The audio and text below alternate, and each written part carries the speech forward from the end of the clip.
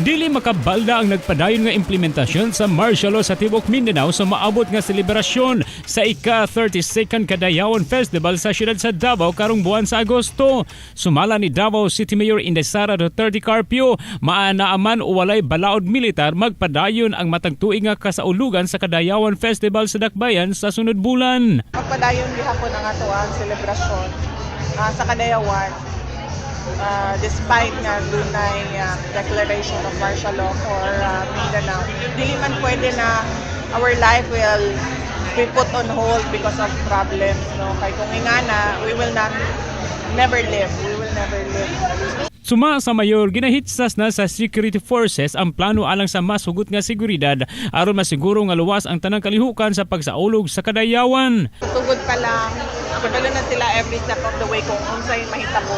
And then from there on, i-prepare nila ang ilahang mga security arrangements.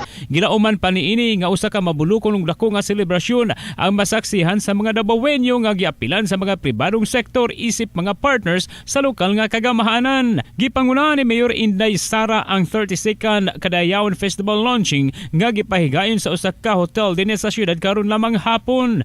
Dungan niini gipaylay-la usab ang 11 ka tribo sa Davao City nga maoy gipahinunguran sa selebrasyon uban sa pagsapubliko sa opisyal nga Kadayawan logo o jingle. Ang Kadayawan Festival karon tuiga pagadumalahon kini sa Davao City Chambers of Commerce and Industry Incorporated.